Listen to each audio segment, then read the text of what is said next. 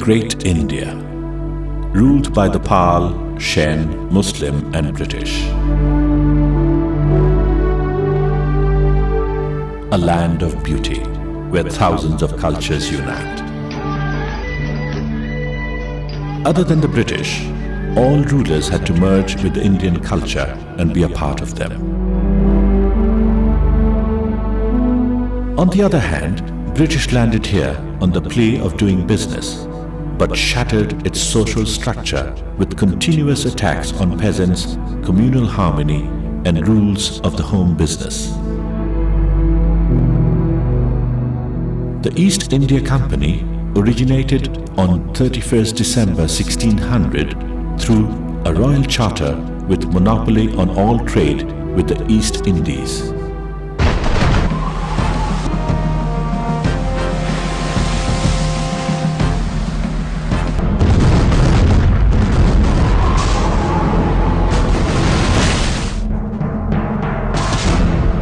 The company's ships first arrived at Surat in 1608. Sir Thomas Roe gained permission to establish a factory at Surat from Mughal Emperor Jahangir in 1615. Gradually, the British set up numerous trading posts along the east and west coasts of India. As early as in 1669, Gerald Ungier, chief of Bombay factory, had written to his directors, "The time now requires you to manage your general commerce with the sword in your hands." So from then, they were looking for establishing their route here in India, even at the cost of bitter fights. With the continuation in 1717, the company achieved the most critical success when it received a dastak or royal edict from the Mughal emperor exempting the company from the payment of custom duties in Bengal, Bihar and Orissa. Taking this advantage, company employees carried on personal business without paying duty to Nawab Siraj-ud-Dowla. In this way, the East India Company strengthened their root in the soil of India. This was one of their major successes. But conspiracy did not come to a halt. In 1752, Robert Orme, in a letter to Clive, noted that the company would have to remove Ali Vardi Khan in order to prosper. Instructions on October 13, 1756, from Fort St. George, Madras, instructed Robert Clive to effect a junction with any powers in the province of Bengal that might be dissatisfied with the violence of the Nawab's government or that might have pretensions to the Nawabship. Accordingly, Clive deputized William Watts to negotiate with two potential contenders. One of them was the Nawab's general, Yar Latif Khan, and the other was his relative and army chief, Mir Jafar Ali Khan. On April 23, 1757, the board of directors of the company approved coup d'etat as its policy in Bengal. The British succeeded in infiltrating the Nawab's highest ranks, his own family, his army chief and his financiers. Nemak Haramer Deuri, or the Traitor's Gate, still stand today as witness to the secret meeting where Watts met Mir Jafar in disguise of a burqa-clad woman in a palanquin. Finally, on June 5, 1757, a written agreement was signed between the company, represented by Clive, and Mir Jafar, which ensured that Mir Jafar would be appointed the Nawab of Bengal once Siraj-ud-Dowla was deposed. The Bengal Nawab became engaged in war of existence as Clive made some cunning steps.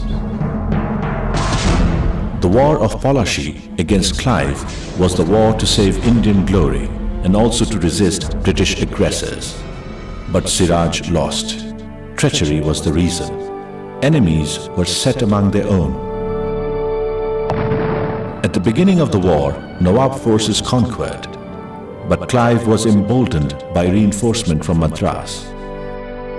Moreover, the Nawab was also preoccupied with the invasion from the west by Ahmed Shah Abdali of Afghanistan.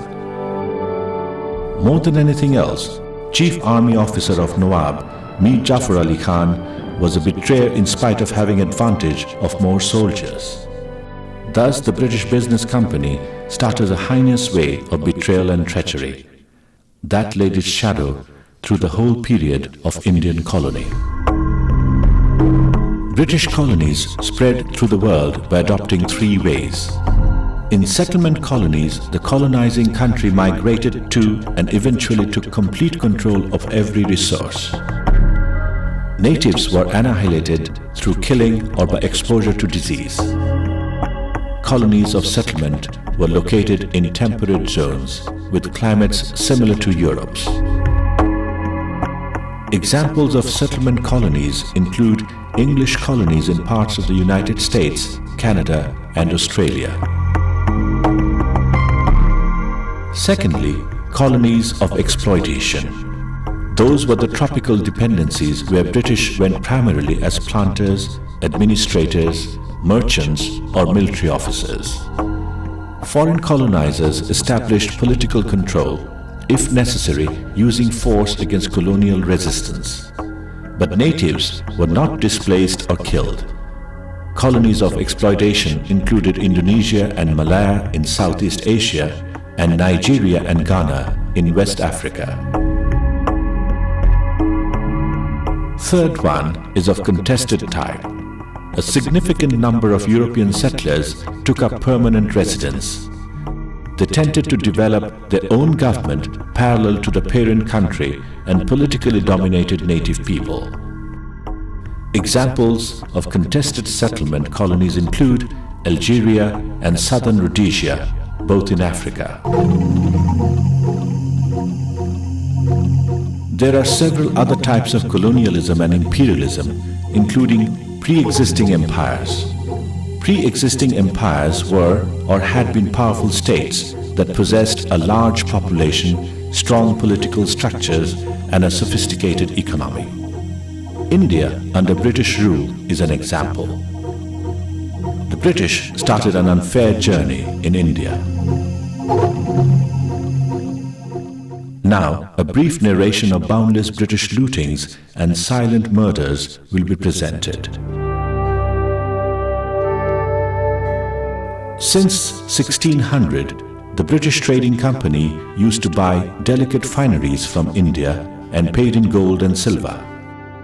The issue created vast uproar of protest among the British people, resenting the draining of the precious metals from England to India. In those days, Europe had nothing to export that had demand in India. But as soon as the economy seized control of Bengal taxation after Colachel War, Indian commodities were bought with the Indian currency.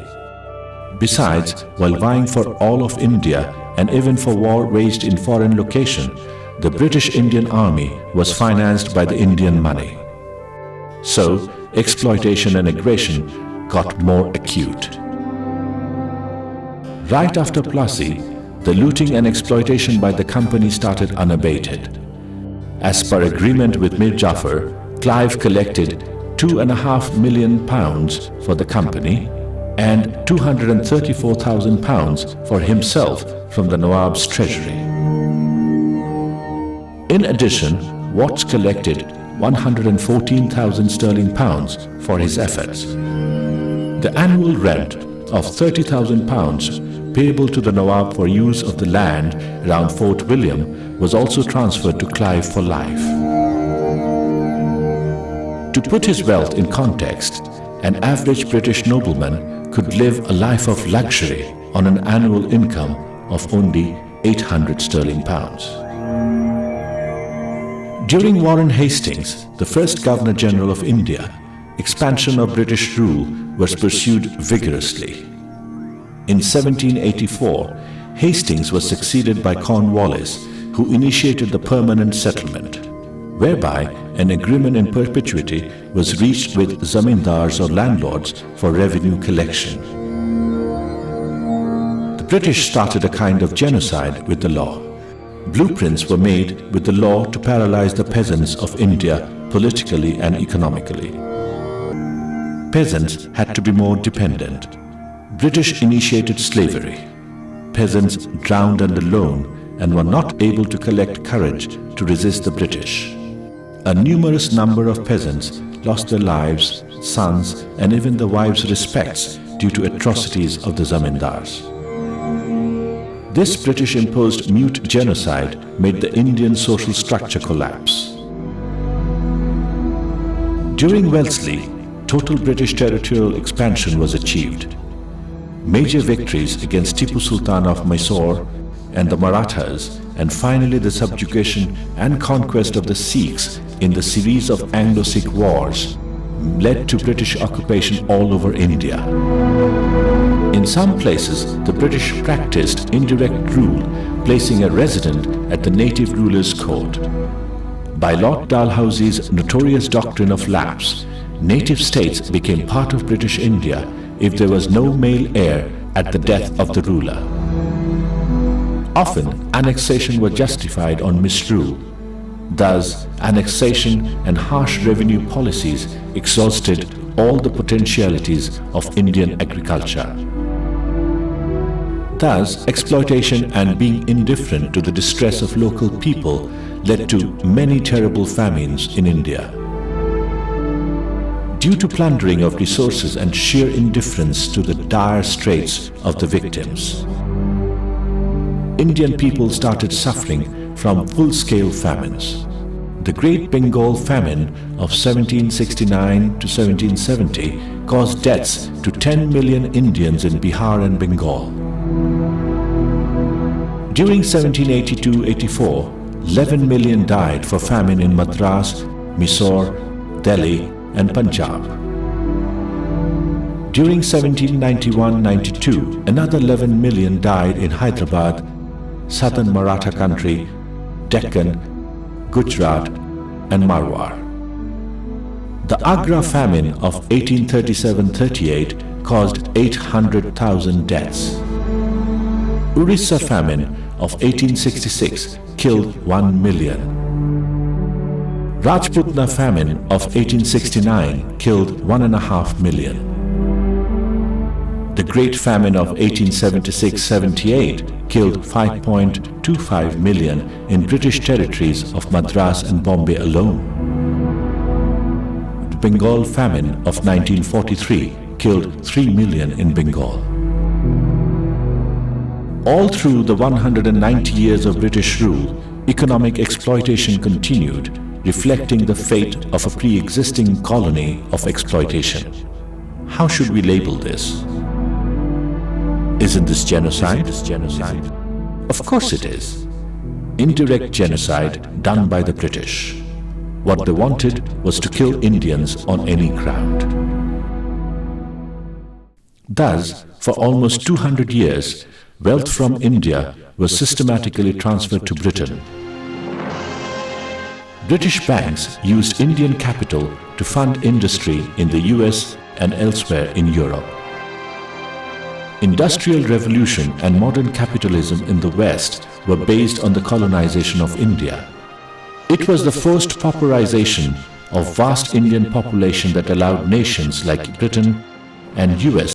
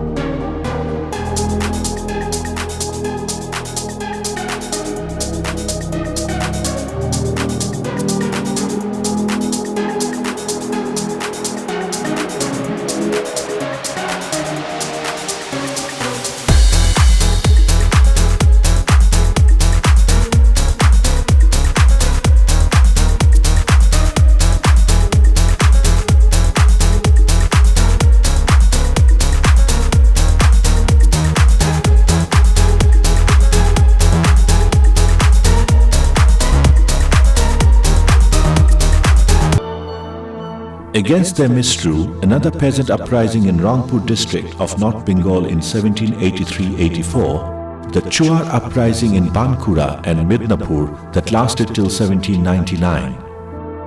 These revolts killed many British and the reprisals from them were brutal.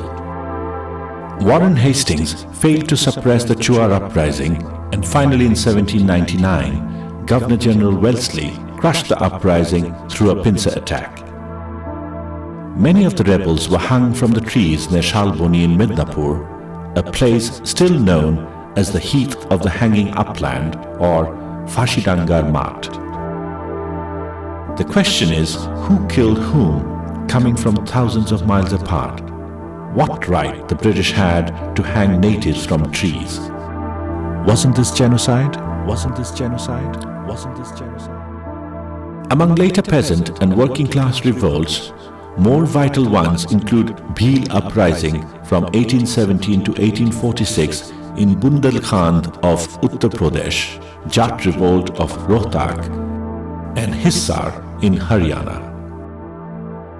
The Koli revolt of 1839 to 1845 all over Gujarat, Aboriginal uprising during 1830 to 1833 in Chotanagar among the Mundas. The most important revolt was by the major uprising by the Santals for attaining independence. These entire grassroots level survival struggle against the wanton exploitation by the British gained much ground, and at those primary years of colonization, they posed major threats to British presence and the mercantile